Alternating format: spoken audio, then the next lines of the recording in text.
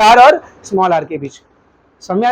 ये थीटा भी बाद में गायब ही होने वाला है, जानबूझ के मैंने लिया, क्यों लिया अभी आपको समझेगा, डोंट वरी, ठीक है ना। तो थीटा यहाँ पर दिख रहा है आपको बेटा, क्या करो मालूम, इसी ट्रायंगल में cos थीटा भी निकाल लो, आगे तुम्हारे काम आएगा। कैसे अभी देखना, निकालो cos theta. What is the formula of cos theta? Adjacent upon hypotenuse. What is adjacent over here? r, और hypotenuse small r। Small r की अब भी वैल्यू निकाला ना,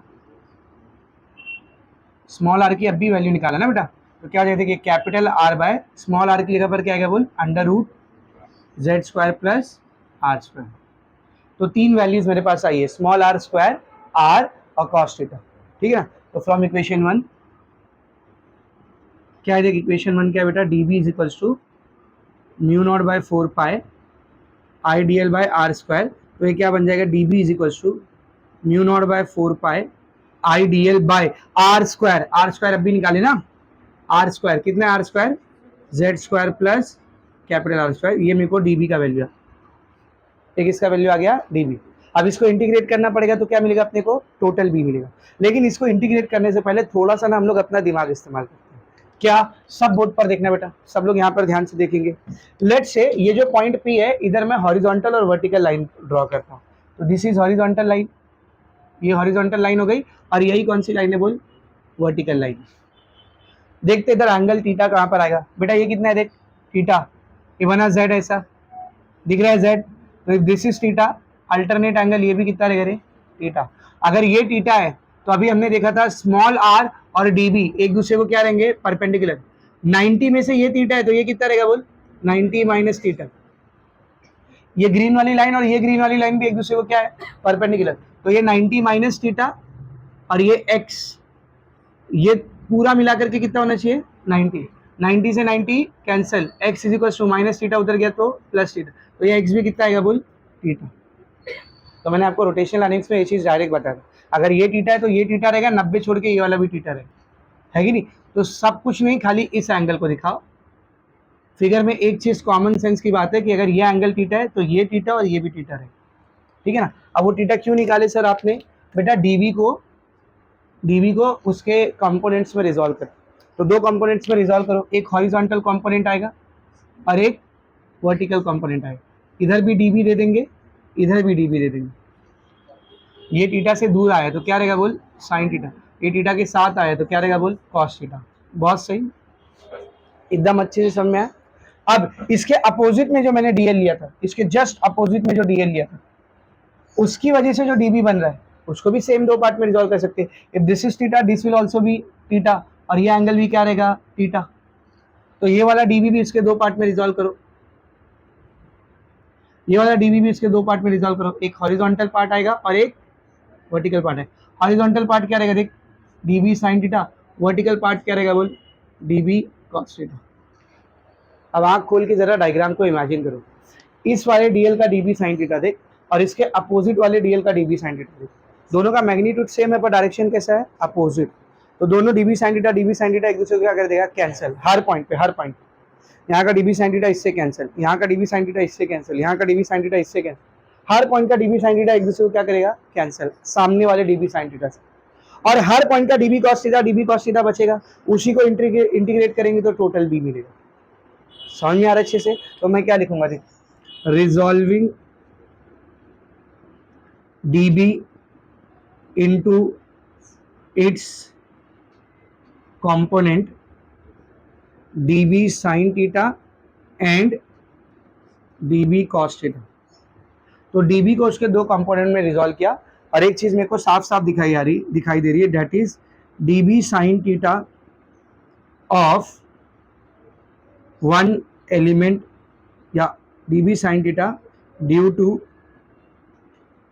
एलिमेंट dl will be, ध्यान से देखना, will be cancelled out by dB sin theta component due to element dl which is diametrically opposite। मतलब क्या है इसका, इस वाले dl का dB sin थीटा इसके डायमेट्रिकली अपोजिट, डायमेट्रिकली अपोजिट मतलब एक डायमीटर बना और उसके अपोजिट साइड पर आ जाओ। तो इस वाले डीएल का डीबी साइन थीटा इसके डायमेट्रिकली अपोजिट डीएल के डीबी साइन थीटा से क्या हो जाएगा बेटा, कैंसिल। तो सबका बचेगा क्या, सिर्फ और सिर्फ डीबी कॉस थीटा, और उसी को इंटीग्रेट करके क्या आएगा आपको, टोटल मैग्नेटिक फील्ड। तो हम लोग लिखेंगे therefore total magnetic field will be found by integrating component dB cos theta. तो हर एलिमेंट का जो dB cos थीटा आएगा उसको इंटीग्रेट करके मेरे को क्या मिलेगी, टोटल मैग्नेटिक फील्ड। तो मैं इसको क्या लिख सकता हूँ, B will be dB cos theta का integration, B will be integration of dB cos theta. अब सबका वैल्यू पुट करते हैं यहाँ पर। तो therefore B will be integration of dB, क्या आया था dB का वैल्यू देख, म्यू नॉट बाय 4 पाई आगे IDL by Z square plus R square into cos theta. अब समझा कॉस थीटा क्यों निकाला, अब समझा कॉस थीटा क्यों निकाला था। कॉस थीटा की जगह पर उसकी वैल्यू रख दे, what will be cos theta, capital R by under root Z square plus R square, capital R by under root Z square plus R square. यहाँ तक समझा सबको अच्छे से, ठीक है ना। आगे देख, hello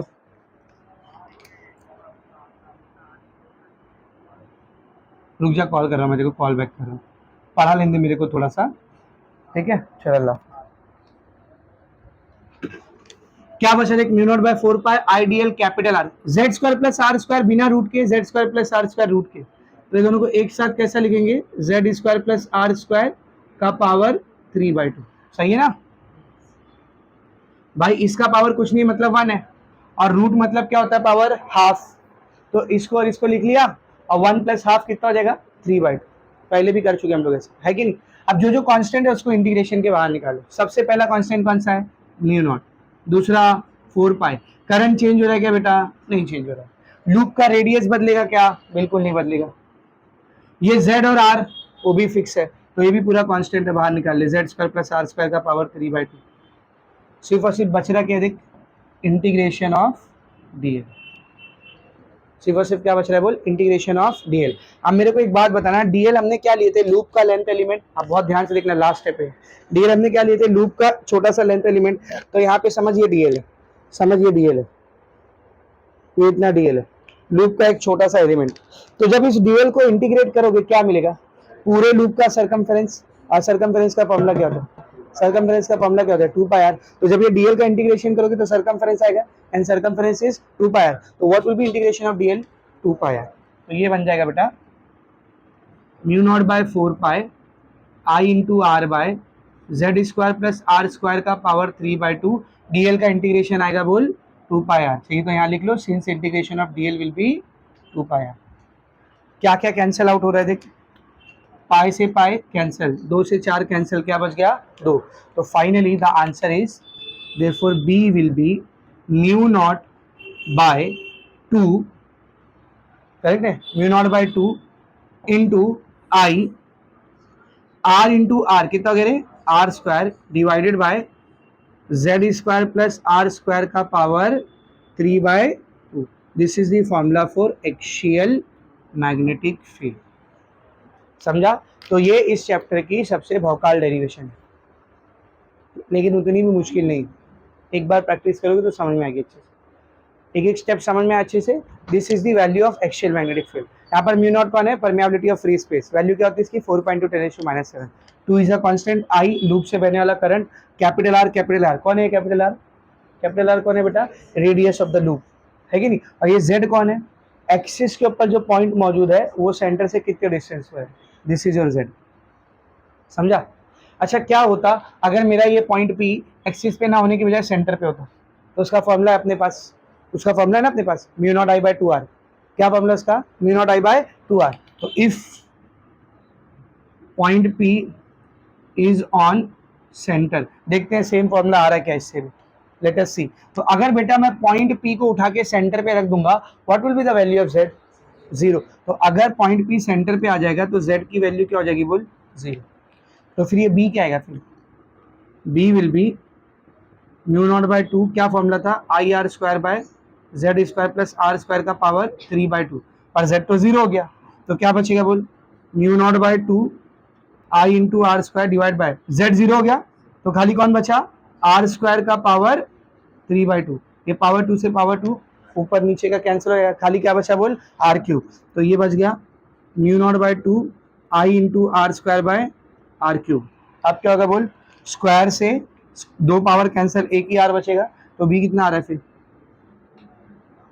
mu naught I bye 2r। यही फॉर्मूला था, यही फॉर्मूला था ना जो पहले निकाले थे कल, उससे भी यही फॉर्मूला आया सेंटर के लिए, और इस वाले डेरिवेशन से भी सेम फॉर्मूला। समझ में आ रहा अच्छे से, is it very much clear, ठीक है ना। नाउ इसके ऊपर एक न्यूमेरिकल, एक ही न्यूमेरिकल है, ज़्यादा नहीं, सिर्फ एक न्यूमेरिकल है, वो भी करेंगे, ठीक है। तो डेरिवेशन इंपॉर्टेंट है, बट आई तो 4 मार्क्स के लिए आएंगे। Is it very much clear, right it down completely, then we will solve the numerical.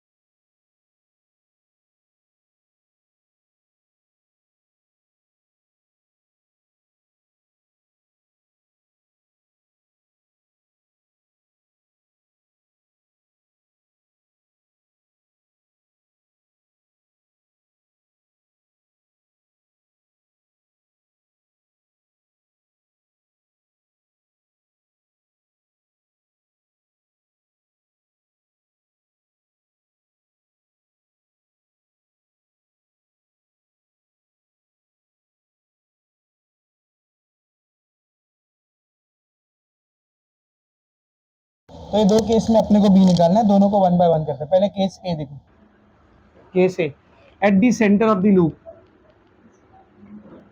Centre of the loop, loop के सेंटर पर मैग्नेटिक फील्ड का फॉर्मूला क्या रहता है बोल, mu not I bye 2r। कल भी डिराइव किए थे, आज भी डिराइव किए, यही है mu not I bye 2r centre के ऊपर। तो पहले केस में सेंटर पर ही निकालना है बेटा, वैल्यूज पुट करो, म्यू नॉट 4 पाई इंटू 10⁻⁻⁷, आई कितना है बेटा 2.3 डिवाइडेड बाय 2, आर कितना है 9.7 इंटू 10⁻², ये 2 से 4 कट गया, कितना आ गया 2, तो 2 इंटू 3.14, पाई की जगह पर 3.14, 2.3 डिवाइडेड बाय 9.7 इंटू 10⁻⁻⁷, -2 पर गया तो +2, इसको सॉल्व कर देंगे आंसर आ जाएगा, ठीक है ना। I tell you the answer, 2 into 3.14 into 2.3 divide by 9.7, 1.49, कितना बेटा 1.49 इंटू -7 + 2 -5 टेस्ला, ये पहला आंसर आ गया सेंटर का। दूसरे केस में क्या निकालना है बेटा, एक्सियल मैग्नेटिक फील्ड। दूसरे केस में क्या निकालना है बोल, एक्सियल मैग्नेटिक फील्ड। Z कितना दिया है बोल 9.7, बट अगर आप लोग क्वेश्चन ध्यान से देखोगे तो सिर्फ Z की वैल्यू 9.7 नहीं है, और किसकी वैल्यू 9.7, R की भी वैल्यू है, R भी कितना था देख 9.7, तो Z और R दोनों की वैल्यू क्या बेटा 9.7, इसका मतलब कि Z की वैल्यू किसके बराबर है बोल, R। तो instead of Z I can put what, R। अब यूज करते हैं फॉर्मूला।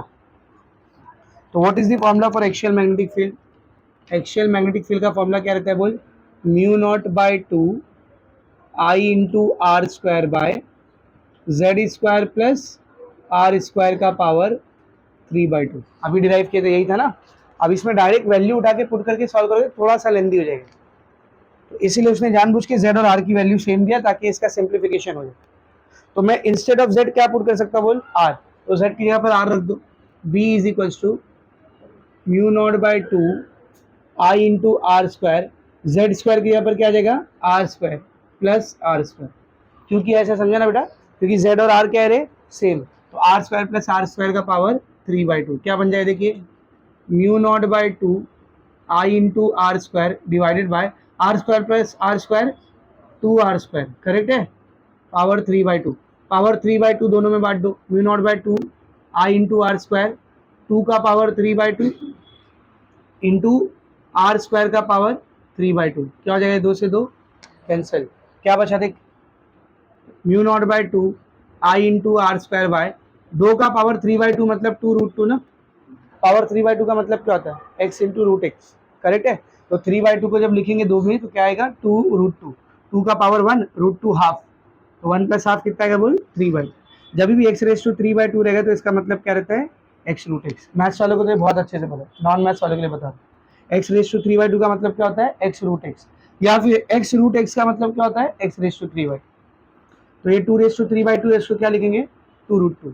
आगे क्या बचा देख, ये 2 से 2 कट गया, क्या बचा आर क्यूब, करेक्ट है, तो आर स्क्वायर से 2 पावर कटेगा खाली एक आर बचेगा, तो what is remaining mu not by 2 टू ज़ा 4√2 इंटू आई बाय आर, सबका वैल्यू पुट कर देंगे। म्यू नॉट कितना होता है 4 पाई इंटू 10⁻⁷, 4√2 की वैल्यू होती है 1.414, √2 कितना होता है 1.414, याद है तो अच्छा है, नहीं याद है तो स्क्वायर रूट टेबल से देख लेना, ठीक है ना, इनटू आई का वैल्यू कितना लेने बोला है 2.3 और आर का वैल्यू कितना लेना था 9.7 इंटू 10⁻⁻2, मीटर वाला वैल्यू पुट करेंगे ना, तो देखिए 4 से 4 कैंसिल, तो व्हाट इज रिमेनिंग, पाई का वैल्यू है 3.14 into 2.3 divide bye 1.414 into 9.7 into 10⁻⁷ plus 2, इसको सॉल्व कर देंगे आंसर आ जाएगा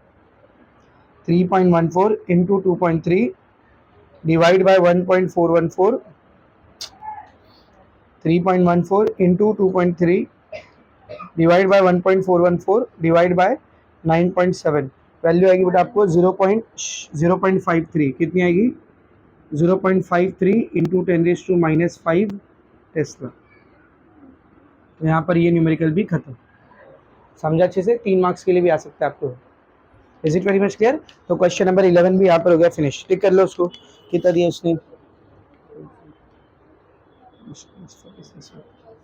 हाँ ठीक है सही है आंसर, उसने यहाँ पर -5 नहीं लिया, कितना लिया देख -6 लिया, तो इसको -6 करने के लिए पॉइंट को क्या करना पड़ेगा एक नंबर आगे लेना पड़ेगा, तो क्या बन जाएगा 5.3, तो वही तो है ना 5.27 मतलब 5.3, समझा रहे अच्छे से, is it very much clear. ये हो गया आपका क्वेश्चन नंबर 11 भी सॉल्व। तो यहाँ पर अपना बायो सावर्ट लॉ और उसका सारा एप्लीकेशन क्या हो जाता है फिनिश, बायो सावर्ट लॉ और उसका एप्लीकेशन दोनों फिनिश हो गए, ठीक है। अभी अपने को नेक्स्ट लॉ स्टार्ट करना है, दैट इज एमपीएस लॉ। तो एमपीएस लॉ ये इतनी जगह में समझाता, फिर उसका एप्लीकेशन देखते हैं।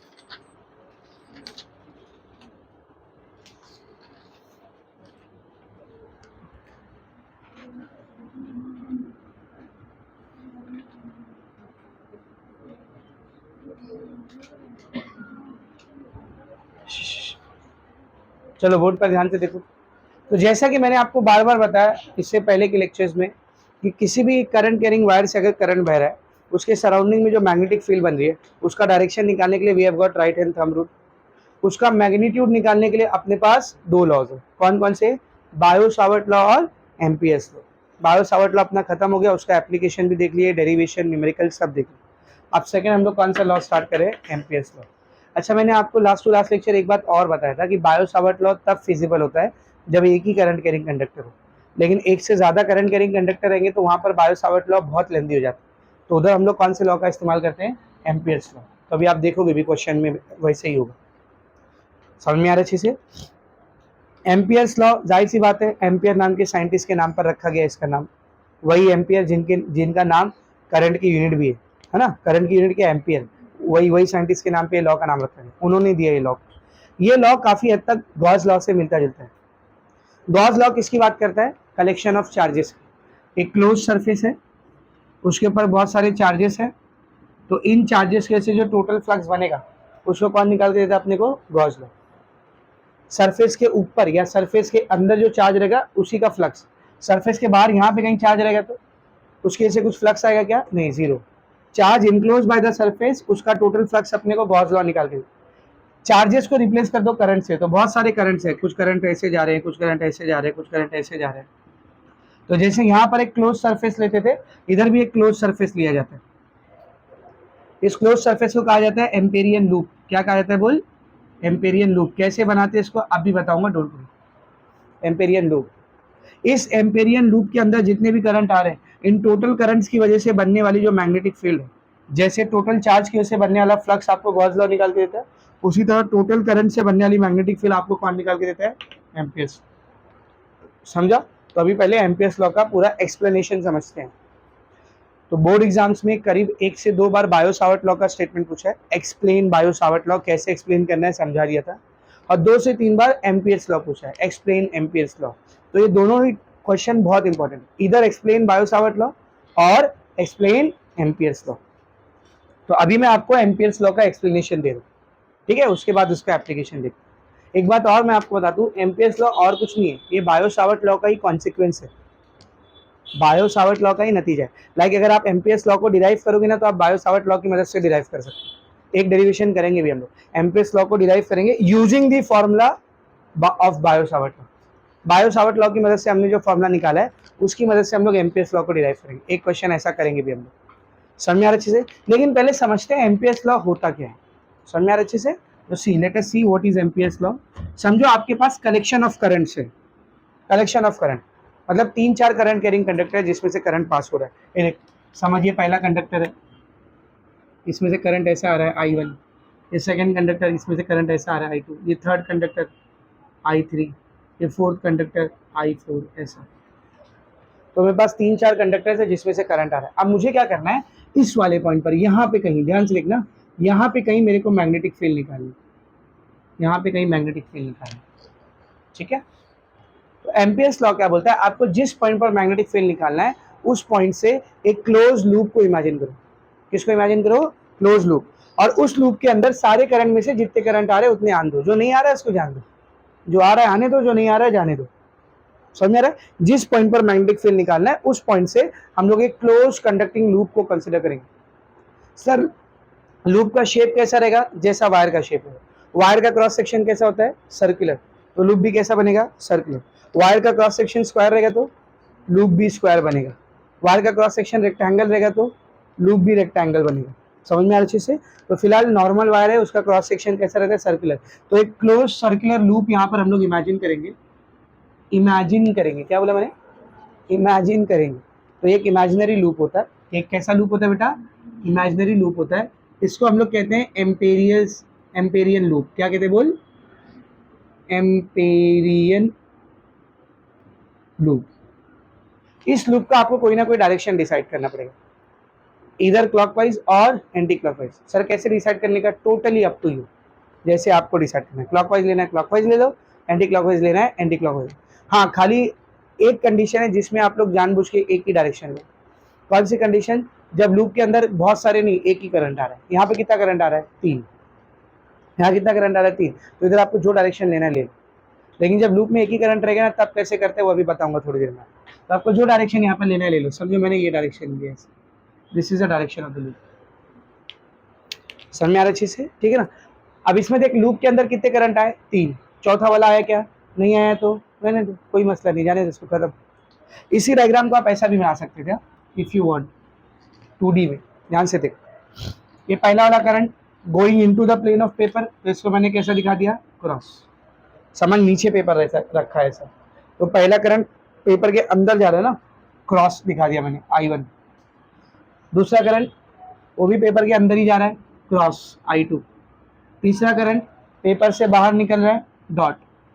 चौथा करंट भी पेपर से बाहर निकल रहा है, डॉट, I3 I4। इस पॉइंट पर मैग्नेटिक फील्ड पता करने की थी मेरे को तो इस पॉइंट से एक सर्कुलर लूप इमेजिन किया मैंने। क्या नाम है बेटा इस लूप का? बोलो, एम्पेरियन लूप। तो ये एक सर्कुलर लूप है जिसके अंदर तीनों करंट आना चाहिए, मतलब जितने आ रहे आने दो ऐसा। So this is Amperian loop. ध्यान दो, अगर आपको एम्पियर्स लॉ एक्सप्लेन करने बोले तो ये सब आपको एक्सप्लेन करना पड़ेगा। समझ आ रहा है? यहाँ तक समझा सबको अच्छे से? अब क्या बोलता है सर एम्पियर्स लॉ? एकदम सिंपल है, according to Ampere's law, according to Ampere's law, close loop integration of, integration लेना है और ये लूप लगा है, मतलब जिस भी चीज को इंटीग्रेशन करे वो एक क्लोज लूप है। तो जाहिर सी बात है यहाँ पे क्लोज लूप कौन सा है? Amperian loop. तो जो इंटीग्रेशन हो रहा है ओवर द एम्पेरियन लूप ही होगा। कैसे होगा अभी समझाता हूँ। Close loop integration of B vector dot DL vector. B क्या है बेटा? यहाँ पर जो मैग्नेटिक फील्ड बनेगी वो। डीएल क्या है बेटा? बोल, डीएल क्या है? Length, length element. कहाँ पर कंसिडर करना है अभी बताता हूँ, डोंट वरी, अभी बताता हूँ। तो B vector dot DL vector, इसकी वैल्यू बराबर रहेगी mu not into I net. किसके बराबर रहेगी? बोल, mu not into I net.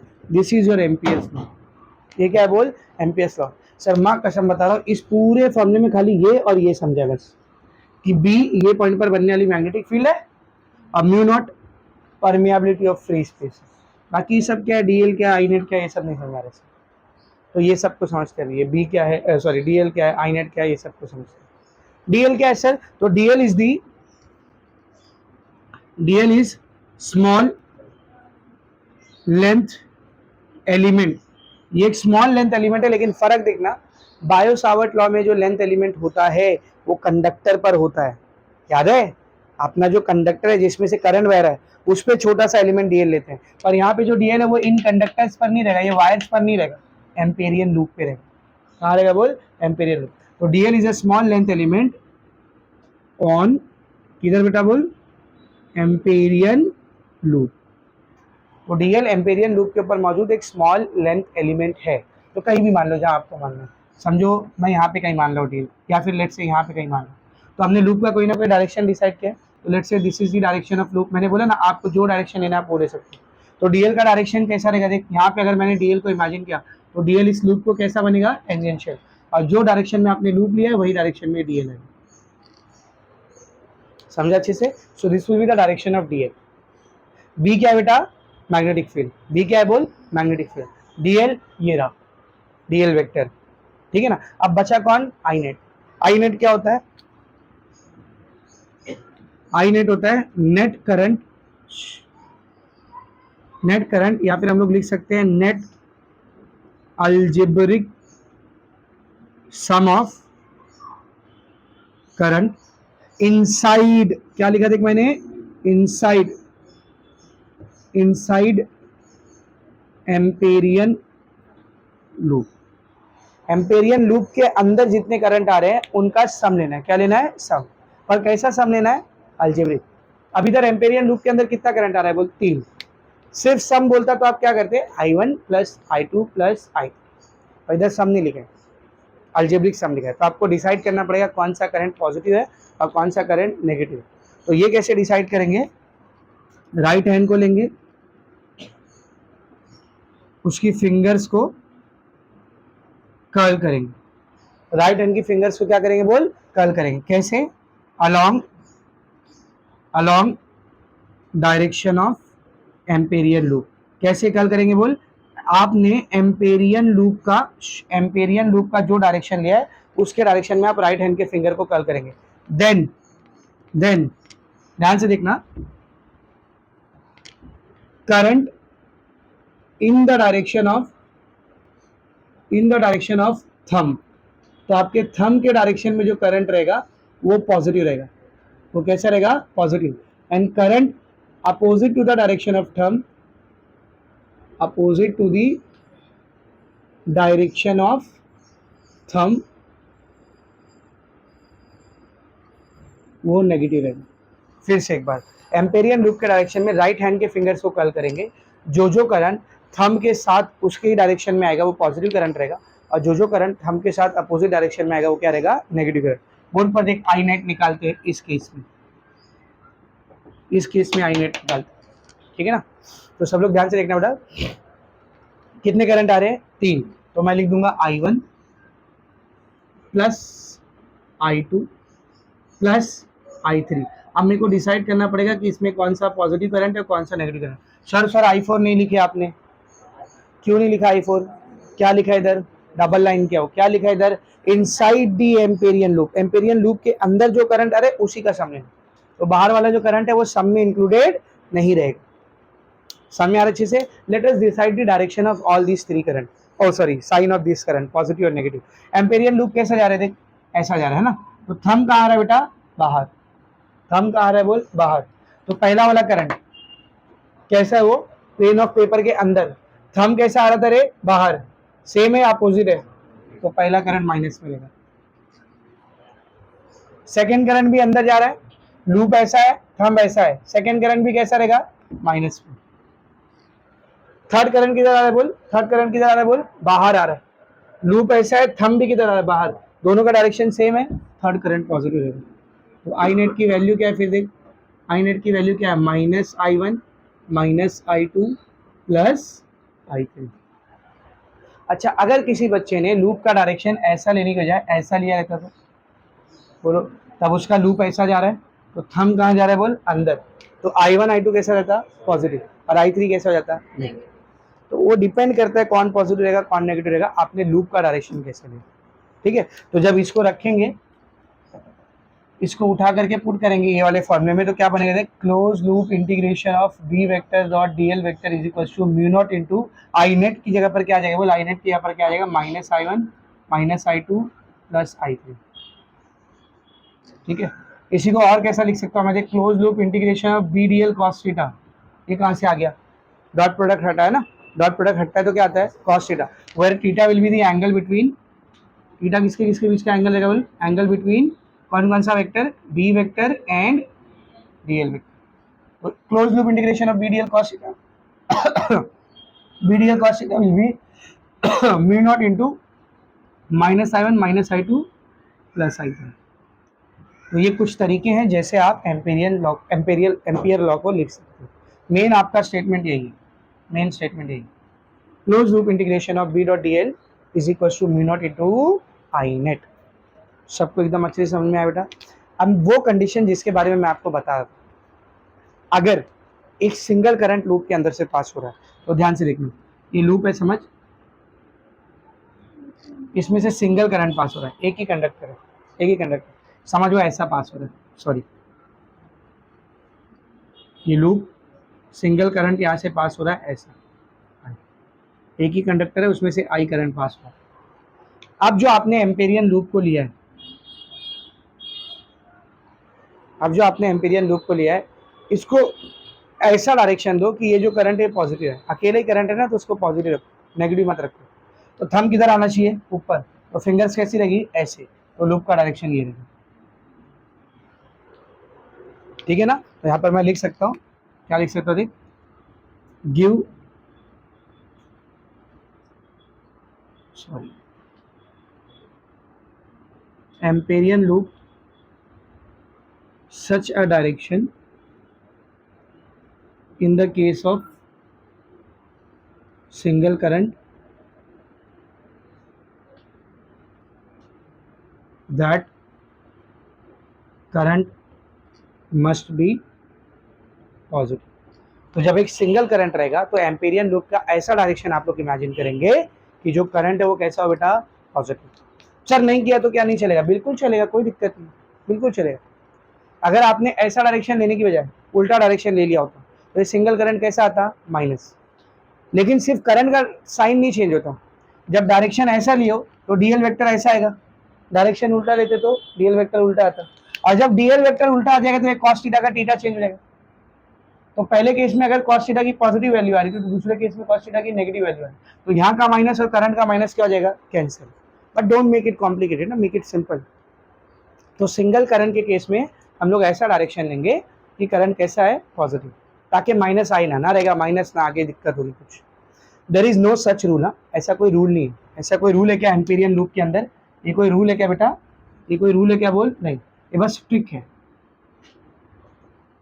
ऐसा कोई रूल नहीं है। आप एम्पेरियन लूप का कोई भी डायरेक्शन ले सकते हो, चाहे सिंगल करंट हो चाहे 10 करंट हो, आंसर आपको सेम ही आएगा, फर्क नहीं पड़ता। बट मैंने आपको ये ट्रिक क्यों दिया है, अगर सिंगल करंट है तो why to make it complicated, avoid minus sign ना, पॉजिटिव रखते हैं उसको, तो इसीलिए ऐसा लूप का डायरेक्शन लो कि करंट अपने आप क्या है बेटा, पॉजिटिव है। वेरी मच क्लियर, सबको एकदम अच्छे से समझ में आ रहा है बेटा। यहाँ पर आपका एम्पियर्स लॉ का पूरा एक्सप्लेनेशन फिनिश हो गया। अब हमको इसका एप्लीकेशन देखना है। तो अब एप्लीकेशन में क्या है, जरा ध्यान से सुनो। सबसे पहले मैं आपको ये जो एम्पियर्स लॉ है, close loop integration of B dot D L is equals to mu not into I net, ये प्रूफ करके दिखाऊंगा यूजिंग बायो-सावर्ट लॉ। पहले इसको प्रूफ करेंगे किसकी मदद से, बायो-सावर्ट लॉ। बहुत सिंपल सी डेरिवेशन है, 2 से 3 मार्क्स में। फिर एम्पियर्स लॉ की मदद से 2 डेरिवेशन है, magnetic field inside a solenoid, magnetic field inside a toroid, खत्म। बस ये 3 टॉपिक है। Proof of Ampere's law using Biot-Savart law, magnetic field inside a solenoid, magnetic field inside a toroid. ये लिखो, फिर इसको कंटिन्यू करें, राइट डाउन।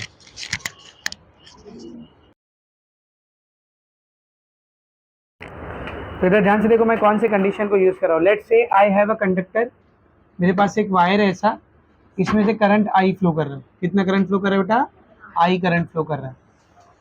इससे ध्यान से देखा, इससे कैपिटल आर डिस्टेंस पर यहाँ पर मेरे को मैग्नेटिक फील्ड निकालने का, पॉइंट पी के ऊपर, इस पॉइंट पर मेरे को मैग्नेटिक फील्ड निकालना है। तो सब लोग ध्यान से देखो, consider a straight conductor carrying current I. कितना करंट फ्लो कर रहा है उसमें से, I. Magnetic field is to be found at a point P at a distance of R from wire. Wire से R डिस्टेंस पर P पॉइंट पे अपने को मैग्नेटिक फील्ड निकालना है। तो पहले बायो-सावर्ट लॉ को यूज करते हैं। According to Biot Savart law, Biot Savart law के मुताबिक ये B का वैल्यू क्या रहेगा, ऑलरेडी डिराइव कर चुके हैं हम लोग। बायो-सावर्ट लॉ की मदद से स्ट्रेट कंडक्टर से R डिस्टेंस पर कितनी मैग्नेटिक फील्ड बनती है, ये ऑलरेडी डिराइव कर चुके हैं। क्या आता है बोल, mu not I by 2 pi R. याद है, ये डेरिवेशन हमने ऑलरेडी किया है, कौन से लॉ को इस्तेमाल करके। तो अगर मैं ये फॉर्मूला यूज कर रहा हूँ, मतलब मैं क्या यूज कर रहा हूँ, बायो-सावर्ट। तो इस फॉर्मूले की मदद से मैं एम्पियर्स लॉ का फॉर्मूला ला के दिखाऊंगा भैया, ठीक है ना। तो इसका मतलब एम्पियर्स लॉ का फॉर्मूला हम लोग ये फॉर्मूले से ला रहे हैं, मतलब किसकी मदद से ला रहे हैं, बायो-सावर्ट लॉ की मदद से। तो वही तो मैंने बोला था, Ampere's law is the consequence of Biot-Savart. सब बोर्ड पर देखेंगे। तो अब एम्पियर्स लॉ को लगाने के लिए पहले आपको एक एम्पिरियन लूप डिसाइड करना पड़ेगा। तो जल्द हो रहा है, एम्पियर्स लॉ लगाने के लिए पहले एक एम्पिरियन लूप बनाना पड़ेगा। किधर से बनाते हैं एम्पिरियन लूप, बता। जहां पर मैग्नेटिक फील्ड चाहिए वहां से बनाते हैं ना। कहाँ चाहिए मैग्नेटिक फील्ड, पॉइंट पी पे। तो यहाँ से एक एम्पिरियन लूप को कंसिडर करेंगे। Let's say this is that Amperian loop. अब कितना करंट आ रहा है इसके अंदर, कितना करंट है, एक ही करंट है ना, सिंगल। तो मैंने क्या बोला था, जब सिंगल करंट रहेगा तो लूप का डायरेक्शन ऐसा लेने का कि वो करंट पॉजिटिव रहे। तो देखिए करंट ऐसे जा रहा है, तो लूप में कैसे लूंगा, ऐसा। So this is the Amperian loop. ये कौन सा लूप है बेटा, एम्पिरियन लूप, ठीक है। तो सब लोग ध्यान से देखेंगे। Consider an Amperian loop at point P as shown in figure। जैसा कि हमने फिगर में दिखाया, एक एम्पिरियन लूप को हम लोग कंसिडर कर रहे हैं। अब इस एम्पिरियन लूप पे डीएल को देखते हैं और बी को देखते हैं, बी कैसा बनेगा और डीएल कैसा बनेगा वो देखते हैं। पहले डीएल देखते हैं, इसी पॉइंट पर डीएल कंसिडर करो। तो डीएल कैसा रहेगा, लूप को टेंजेंशियल और इसी के डायरेक्शन में, तो ऐसा बनेगा ना डीएल, टेंजेंशियल और इसके डायरेक्शन में। अब मैग्नेटिक फील्ड कैसे बनेगी, जरा वो ध्यान से देखो। कैसे निकालते हैं मैग्नेटिक फील्ड का डायरेक्शन, राइट हैंड में कंडक्टर को पकड़ो, थंब करंट के डायरेक्शन में, तो कर्ड फिंगर किसका डायरेक्शन दिखाएगा, बोल मैग्नेटिक फील्ड। तो जो लूप है सेम ऐसी डायरेक्शन में क्या बनने वाली है, मैग्नेटिक फील्ड। तो इस पॉइंट पर मैग्नेटिक फील्ड भी कैसी रहने वाली है, टेंजेंशियल, सेम इसी डायरेक्शन में। दोनों एक दूसरे को क्या बेटा, पैरेलल है, दोनों एक दूसरे को क्या बोल, पैरेलल। तो यहाँ पर मैं कंसिडर करता हूँ, consider close loop integration of B vector dot DL vector. Proof करना है अपने को एम्पियर्स लॉ। तो इसका वैल्यू मेरे को क्या ला के दिखाना पड़ेगा, बोल इसका वैल्यू क्या ला के दिखाना पड़ेगा, म्यू नॉट इंटू आई। अब भी पढ़ा है ना रे Ampere's law. Close loop integration B dot D L क्या रहता है, mu not into I net. तो इधर आई नेट मतलब एक ही करंट है ना, तो वही इधर पे आई नेट है, आई खत्म। तो ये क्या ला के दिखाना पड़ेगा आपको, म्यू नॉट इंटू आई। अगर आ गया मतलब Ampere's law has been prove. समझ में अच्छे से। तो इसी से स्टार्ट करते हैं। क्लोज लूप इंटीग्रेशन को ऐसे रहने दे और इसका डॉट प्रोडक्ट हटाएंगे तो बीडीएल के साथ क्या आएगा बोल, कॉस थीटा। तो as DL vector and B vector are parallel, therefore theta कितना रहेगा बोल, 0। दोनों पैरेलल है ना, सेम डायरेक्शन में, तो थीटा 0 रहेगा और कॉस थीटा कितना रहेगा बोल, 1। तो ये क्या बनेगा फिर देख, therefore close loop integration of B dot DL कितना आएगा बोल, close loop integration of B D A. Cos theta हटा दिया मैंने क्योंकि कॉस थीटा की वैल्यू क्या है बोल, 1। करेक्ट है। अब जरा ध्यान से देख, अभी जस्ट हमने बायो सावर्ट लॉ की मदद से बी का वैल्यू निकाला। तो what is the value of B, tell me what is the value of B, mu not I by 2 pi R into D L. जो चीज कांस्टेंट है इंटीग्रेशन के बाहर निकालो। क्या क्या कांस्टेंट है देख, म्यू नॉट कांस्टेंट है, लूप सॉरी कंडक्टर से बहने वाला करंट कांस्टेंट है, 2 और पाई भी कांस्टेंट है, और ये रेडियस भी क्या रहेगा बेटा, लूप के लिए फिक्स रहेगा ना, तो आर भी कांस्टेंट है, पूरा बाहर आ गया। बचा क्या, close loop integration of DL. ये म्यू नॉट आई को ऐसे रहने दे, 2 पाई आर को ऐसे रहने दे। बात करते हैं close loop integration of DL की। डीएल यहाँ पर छोटा सा लेंथ एलिमेंट लिए ना, तो जब इसको इंटीग्रेट करोगे तो ये पूरा सरकमफेरेंस बनेगा, और सरकमफेरेंस का फॉर्मूला क्या होता है, 2 पाई आर। तो यहाँ आ जाएगा 2 पाई आर, कुछ दिख रहा है। तो close loop integration B dot D L की वैल्यू क्या आ रही है बोल, कौन सा लॉ है, कौन सा लॉ है, एम्पियर्स लॉ। तो हमने एम्पियर्स लॉ को डिराइव किया कौन से लॉ की मदद से, बायो सावर्ट लॉ की मदद से। तो हेंस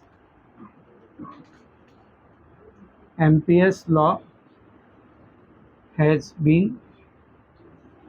बीन प्रूव्ड लिख सकते हो या फिर वेरीफाइड लिख सकते हो, खत्म। तो आपको एक क्वेश्चन आ सकता है, डिराइव द फॉर्मूला ऑफ या derive the expression of Ampere's law using Biot Savart law, या फिर prove that Ampere's law is a consequence of Biot Savart law. ऐसा कुछ प्रूफ करने के लिए आएगा तो आपको ये डेरिवेशन करना पड़ेगा। सिंपल सी डेरिवेशन है, 2 या 3 मार्क्स के लिए। समझा अच्छे से, is it very much clear. अभी उसी पेज के ऊपर आपको पेज नंबर 246 पे एक न्यूमेरिकल दिया है, वो सॉल्व करते हैं। लेकिन उस न्यूमेरिकल को सॉल्व करने से पहले हमने सारा एमसीक्यू कर लिया था, एक एमसीक्यू छोड़े थे, वो एमसीक्यू देख लेते, वो तो डायरेक्ट हो जाएगा। अभी देखो एमसीक्यू नंबर 2 क्या दिया देख, figure A and B shows 2 Amperian loop associated with the conductor carrying current I in the sense shown. तो देख दो फिगर है, ऐसा ए, एक है फिगर बी। अब जरा ध्यान से देखना, ध्यान से देख, एक ऐसा एम्पेरियन लूप है दोनों में, है ना। एम्पेरियन लूप का डायरेक्शन आपको दिया है, इसमें भी ऐसा, इसमें भी ऐसा, सेम, ठीक है ना। एम्पेरियन लूप दिया हुआ है, सॉरी इसमें ऐसा आ रहा है, इसमें ऐसा जा, एम्पेरियन लूप दिया हुआ है, और दोनों केस में कंडक्टर दिया है। पहले केस में कंडक्टर ऐसा जा रहा है, करंट ऐसा फ्लो कर रहा है आई, और दूसरे केस में कंडक्टर ऐसा बाहर से जा रहा है, करंट फ्लो कर रहा है आई। आपको पूछा क्या, जरा ध्यान से देखो, the close loop integration of B D L in the cases A and B will be, close loop integration of B dot D L आपको निकालने का है, बी डॉट डी एल आपको निकालने का। चल बोर्ड पर देख क्या फॉर्मूला होता है इसका, बता क्या फॉर्मूला होता है क्लोज लूप इंटीग्रेशन का, mu naught into I net. तो पहले ये केस का करते हैं। एक लूप ऐसा है और उसके बीच से करंट ऐसा जा रहा है, लूप का डायरेक्शन देख रहे हो, तो ऐसा एक सर्कुलर लूप इमेजिन करो, डायरेक्शन ऐसा है उसका। तो जब ऐसा फिंगर को कर्ल करूंगा, थंब किधर आ रहा है देख, मेरे साइड, और करंट कैसा जा रहा है, अंदर जा रहा है। तो थंब का डायरेक्शन और करंट का डायरेक्शन कैसा है, अपोजिट है कि नहीं। तो म्यू नॉट तो ऐसी रहेगा, म्यू नॉट तो ऐसी रहेगा, आई नेट के यहाँ पर क्या है बोल, माइनस आई, डायरेक्शन अपोजिट है ना भाई। मैंने फिंगर्स को ऐसा कल किया तो थंब मेरी तरफ आ रहा है, पर करंट तो लूप के अंदर घुस रहा है, तो अपोजिट है तो माइनस आई आएगा। तो पहले केस में बी डॉट डी एल कितना आ गया देख, पहले केस में बी डॉट डी एल कितना आ गया, माइनस म्यू नॉट इंटू आई। ये केस ए के लिए हो गया। अब केस बी की बात करते हैं, हाँ केस बी की बात करते हैं। बी डॉट डी एल क्या रहता है बोल, mu not into I net. ये आई नेट किसके अंदर होना चाहिए, एम्पेरियन लूप के अंदर। इधर मेरे को बताओ एम्पेरियन लूप के अंदर कितना करंट है, 0। तो आंसर क्या आएगा, तो उसने बोला था केस 1 और केस 2 का बी डॉट डी एल का वैल्यू निकालो। तो इसका कितना है, माइनस म्यू नॉट आई, इसका कितना है 0। कौन सा आंसर करेक्ट है देख, पहले वाले का आया माइनस म्यू नॉट आई और दूसरे वाले का आया 0। कौन सा आंसर करेक्ट है, आंसर इज करेक्ट। कितना सिंपल है देखिए। तो सारे एमसीक्यू हो गए हैं, all the MCQ has been finish. सारे एमसीक्यू हो गए। पेज नंबर 248 पूरा खत्म, 249 भी पूरा खत्म। अब जो 2-3 क्वेश्चन बचा है वो 250 का ही, वो बाद में करते हैं, पहले शॉर्ट एग्जाम्पल देखो। सब लोग शॉर्ट एग्जाम्पल पाएंगे बेटा। एग्जाम्पल नंबर बोलो, एग्जाम्पल नंबर 10.7 क्या बोला थे 10.7 में? अ कोएक्सियल केबल, एक कोएक्सियल केबल है। कोएक्सियल केबल मतलब, कोएक्सियल केबल मतलब भाई केबल कैसा दिखेगा? सिलेंड्रिकल।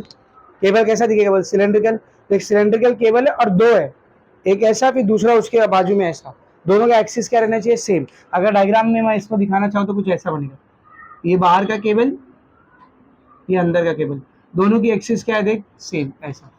एक कोएक्सियल केबल है, ठीक है ना। A coaxial cable consist of a central conducting core wire of radius A and a coaxial cylindrical outer conductor of radius B. मतलब अंदर वाले सिलेंडर का रेडियस ए है और बाहर वाले सिलेंडर का रेडियस बी है। तो ये डायग्राम को ऐसा समझना थोड़ा सा मुश्किल है, तो हम लोग ऐसा बना लेते हैं, ये आउटर सिलेंडर और ये इनर सिलेंडर, ये सेंटर मतलब कि जहां से एक्सिस पास हो रही है, अंदर वाले का रेडियस कितना है? ए, और बाहर वाले का रेडियस कितना है? बोल बी। यहां तक समझ में आया सबको अच्छे से? आगे देख क्या बोला उसने, the two conductors carrier equal current, दोनों में से कितना करंट बह रहा है? इक्वल। अब क्या है करंट? आई। कितना करंट बह रहा है? बोल आई। आगे देख, इन अपोजिट डायरेक्शन, पर डायरेक्शन कैसा दोनों का? अपोजिट। अब आगे देख क्या बोला है, in and out of the plane of the paper. तो अंदर के केबल में इन साइड द केबल जा रहा है करंट, और बाहर के केबल में आउटसाइड। मतलब ये जो अंदर वाला केबल है इसमें से करंट ऐसा जा रहा है, अंदर की तरफ जा रहा है ऐसा आई करंट, और बाहर वाले केबल में से ऐसा बाहर की तरफ आ रहा है आई करंट। तो इसको 2D में कैसा दिखाएंगे? बोल 2D में कैसा दिखाएंगे? ये अंदर वाले केबल में इनटू द प्लेन जा रहा है ना, तो क्या क्या बनाऊंगा? बोल क्या बनाऊंगा? क्रॉस बनाऊंगा ना। तो ये अंदर की केबल का करंट है, अब बाहर की केबल का करंट क्या? बोल बाहर आ रहा है ना, सब बाहर की तरफ आ रहा है, तो क्या लेंगे? बोल डॉट लेंगे।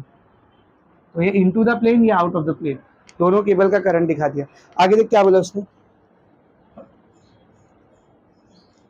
What will be the magnitude of the magnetic field B. आपको मैग्नेटिक फील्ड बी निकालना है। कब कब निकालना है?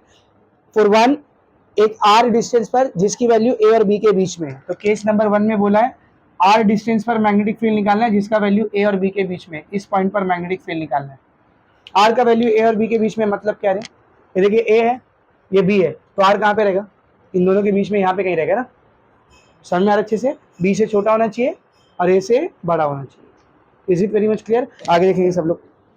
बी में क्या बोला? बी में सेकंड पार्ट में क्या बोला है? सेकंड पार्ट में क्या बोला है? आर डिस्टेंस पर जिसकी वैल्यू बी से क्या है बेटा? ज्यादा है। आर का वैल्यू बी से ज्यादा है, मतलब आर यहाँ पे कहीं, बी से ज्यादा, बी के बाहर। समझ में आ रहा अच्छे से? आगे और कुछ बोला है क्या? What will B its direction, आपको मैग्नेटिक फील्ड का डायरेक्शन भी बताना, मैग्नेटिक फील्ड का वैल्यू भी निकालना है और डायरेक्शन भी बताना है इन दो केसेस में। सबको एकदम अच्छे से समझा? अब मेरी बात एकदम ध्यान से सुनो, ये जो डॉट है ना इसको एकदम एंड पर समझो, आउटर केबल पे ना, तो ये इसको आउटर केबल के एकदम एंड पर समझो, यहाँ पर एक आउटर केबल के एकदम एंड, ठीक है। ये इसको भी आप इनर केबल के एंड पर समझ सकते हो, चलेगा, कोई इशू नहीं, ठीक है। चाहिए तो यहाँ बना देते हैं, तो इनर केबल के एंड पर यहाँ करंट आ रहा है, आउटर केबल के एंड पर यहाँ करंट, इसमें अंदर की तरफ जा रहा है, इसमें बाहर की तरफ निकल रहा है, ठीक है। तो दोनों केसेस में अपने को मैग्नेटिक फील्ड निकालना है। कितने करंट से यहाँ पर? दो। कौन सा लॉ फिजिबल रहेगा? बायो सावर्ट लॉ या फिर Ampere's law? Obviously Ampere's law. Biot Savart law से करोगे it will be very lengthy. हम लोग कौन से लॉ से करेंगे बेटा? Ampere's law. तो केस 1 को स्टार्ट करते हैं। तब केस 1 का डायग्राम कैसे बनेगा? देख सारा ध्यान से देख बेटा, ये अंदर का सिलेंडर, ये बाहर का सिलेंडर, इसका रेडियस ए, इसका रेडियस बी। यहाँ पर जो करंट है, यहाँ पर जो करंट है अंदर की तरफ जा रहा है आई, और यहाँ पर जो करंट है बाहर की तरफ आ रहा है आई। और कहाँ पर निकालना है मैग्नेटिक फील्ड? आर डिस्टेंस पर। कहाँ पर निकालने का है? बोल आर डिस्टेंस पर। समझ, यहाँ पे कहीं मैग्नेटिक फील्ड निकालना है जो सेंटर से कितने डिस्टेंस पे? आर। कुछ नोटिस कर रहे हो? आर की वैल्यू ए और बी के बीच में। बेटा ये ए है, ये पूरा बी है, तो ए और बी के बीच में आया ना आर। यहाँ पर मेरे को मैग्नेटिक फील्ड फाइंड आउट करना है, यहाँ मेरे को मैग्नेटिक फील्ड फाइंड आउट करना है। तो क्या बोलता है एम्पियर्स लॉ? जहाँ पर मैग्नेटिक फील्ड फाइंड करना है सबसे पहले वहां पर क्या कंसीडर करेंगे? एक एम्पेरियन लूप। तो ये मैंने कंसीडर कर लिया है Amperian. So this is Amperian loop. ये क्या है बेटा? Amperian loop. इसमें मैग्नेटिक फील्ड कौन से करंट की वजह से बनेगी? ये वाले अंदर वाले या बाहर वाले? अंदर वाले के। बाहर वाले की वजह से मैग्नेटिक फील्ड बनेगी क्या? नहीं, वो out of the Amperian loop है, तो उसको कंसिडर भी नहीं करेंगे हम लोग, है कि नहीं। अब यहाँ पर इस एम्पेरियन लूप पे डीएल को दिखाते और बी को दिखाते। पहले बताओ एम्पेरियन लूप का डायरेक्शन क्या? लूप इसके अंदर कितना करंट आ रहा है? एक ही करंट आ रहा है ना, अंदर है लूप के अंदर, लूप के अंदर खाली ये रेड वाला करंट आ रहा है ना, ये वाला करंट आ रहा है क्या, नहीं। तो जब लूप में एक ही करंट आता है तो हम लोग लूप का डायरेक्शन ऐसा चुनते हैं कि वो करंट कैसा हो, पॉजिटिव। ये करंट कहाँ जा रहा है बोल, अंदर। करंट अंदर जाना चाहिए तो मेरी फिंगर्स ऐसी कर्ल होगी, ठीक है ना। तो this will be my Amperian loop, ये एम्पेरियन लूप है। अब हम लोग यहाँ पर डीएल वेक्टर इमेजिन करेंगे, तो see this is DL vector, tangential direction loop के डायरेक्शन में रहेगा। अब निकालते हैं मैग्नेटिक फील्ड का डायरेक्शन। मैग्नेटिक फील्ड का direction right hand thumb rule से निकलते हैं। करंट कहाँ जा रहा है, अंदर। करंट कहाँ जा रहा है बोल, अंदर। करंट अंदर जा रहा है, cut finger same to same Amperian loop की तरह बनेगी। तो मैग्नेटिक फील्ड का डायरेक्शन भी क्या रहेगा बोल, सेम रहेगा। तो जो डीएल का डायरेक्शन है वही क्या रहेगा बेटा, बी का डायरेक्शन रहेगा। जो डीएल का डायरेक्शन है वही क्या रहेगा बोल, बी का डायरेक्शन रहेगा। तो सब लोग ध्यान से देखना, सब लोग ध्यान से देखना। क्या फॉर्मूला होता है according to Ampere law, B dot DL is equal to mu not into I net. तो ये close loop integration B DL को ऐसे रहते हैं, डॉट प्रोडक्ट हटेगा तो कॉस थीटा, तो क्या आएगा बोल, mu not into I net. From figure diagram से साफ साफ दिख रहा है बी वेक्टर और डीएल वेक्टर सेम डायरेक्शन में पैरेलल है। तो थीटा कितना रहेगा बोल, थीटा कितना रहेगा 0, और कॉस थीटा कितना रहेगा बोल 1। तो ये क्या बनेगा फिर देख, close loop integration B DL, cos theta को हटा देंगे क्योंकि उसकी वैल्यू कितनी है बेटा 1 है। आगे क्या बचा है देख, mu not into I net. I net कितना रहेगा रे, लूप के अंदर कितना करंट आ रहा है, एक ही करंट आ रहा है, कौन सा करंट, आई। और वो कैसा रहेगा, पॉजिटिव रहेगा। क्यों रहेगा पॉजिटिव, समझा ना, अपन ने जानबूझ के लूप को सेलेक्ट ही ऐसा किया कि वो पॉजिटिव। लूप ऐसा जा रहा है, करंट अंदर, थंब भी अंदर, तो आई क्या रहेगा बोल, पॉजिटिव रहेगा। तो mu not into plus I. अब क्या करेंगे, बी कांस्टेंट है, बाहर निकाल लो। Close loop integration of DL is equal to mu not into I, plus नहीं लिखे तो भी चलेगा। डीएल का इंटीग्रेशन क्या है, ये छोटा सा डीएल है ना, इसको इंटीग्रेट करोगे सर्कमफेरेंस बनेगा। सर्कमफेरेंस क्या रहेगा बोल, 2 पाई स्मॉल आर, ये आर को स्मॉल लिया हमने, ठीक है ना। तो डीएल का इंटीग्रेशन क्या आएगा बोल, 2 pi small R is equal to mu not into I. तो बी कितना रहेगा बोल, बी कितना रहेगा, mu not I by 2 pi R. तो वैल्यू ये आनी भी चाहिए थी, क्योंकि भाई एक सिंगल कंडक्टर है, उससे आर डिस्टेंस पर जो मैग्नेटिक फील्ड आती है उसका यही फॉर्मूला है, तो वो वैल्यू आनी भी चाहिए थी, सिंपल सी बात। दूसरा केस करते हैं, ये तो सिंपल था, इसमें एक ही कंडक्टर है ना। सेकंड केस करते हैं, केस 2। ध्यान देख, केस 2 का डायग्राम कैसा बनेगा देख, ये अंदर का सिलेंडर, ये बाहर का सिलेंडर, इसका रेडियस है ए, इसका रेडियस है बी, ठीक है। यहाँ पर करंट अंदर की तरफ जा रहा है ऐसा आई, यहाँ पर करंट बाहर की तरफ आ रहा है ऐसा आई। अब जिस पॉइंट पर मैग्नेटिक फील्ड निकालना है आर डिस्टेंस पे, वो कहाँ पर है देख, कहाँ पर है, बी से ज्यादा है, आर की वैल्यू बी से ज्यादा है। तो बी इतना है ना बेटा, इतना, इससे भी बाहर यहाँ पे कहीं लेने का है आर, तो ये आर डिस्टेंस है। कौन सा डिस्टेंस है बोल, आर। इस पॉइंट पर मेरे को मैग्नेटिक फील्ड की वैल्यू निकालनी, इस पॉइंट पर मेरे को मैग्नेटिक फील्ड का वैल्यू निकालना। तो इस पॉइंट पर क्या कंसिडर करेंगे बोले, एम्पेरियन लूप। तो बाहर की तरफ एक एम्पेरियन लूप को कंसिडर करेंगे, this is the Amperian loop. समझ आ रहा है। अब देख, इसी क्वेश्चन को अगर आप बायो सावर्ट लॉ की मदद से करते ना, तो पहले इस पॉइंट के ऊपर आपको इसकी वजह से मैग्नेटिक फील्ड निकालना पड़ता, फिर इसकी वजह से मैग्नेटिक फील्ड निकालना पड़ता, दोनों का डायरेक्शन होता, दो वेक्टर आते, उन वेक्टर का रिजल्टेंट करते, तब नेट मैग्नेटिक फील्ड मिलती। कितना लंबा चौड़ा। अभी देख एम्पियर्स लॉ की मदद से कितनी आसानी से होगा। इधर ध्यान से देख, क्या होता है एम्पिरियन लॉ बोल, close loop integration of B dot D L, कितना आना चाहिए, mu not into I net, correct है। इसको ऐसे ही रहने दे, ये सब छोड़िए, सब ऐसे ही रहने दे, अभी जादू देखना। म्यू नॉट को ऐसे रखते, आई नेट निकालते। आई नेट क्या होता है, लूप के अंदर आने वाले करंट। लूप में कौन कौन से करंट आ रहे हैं, दो, एक ये वाला और एक ये वाला। अब लूप को कोई भी एक्स वाई जेड डायरेक्शन, जो आपको एक क्लॉकवाइज लेना है क्लॉकवाइज, एंटी क्लॉकवाइज लेना है एंटी क्लॉकवाइज, जो लेना है ले लो।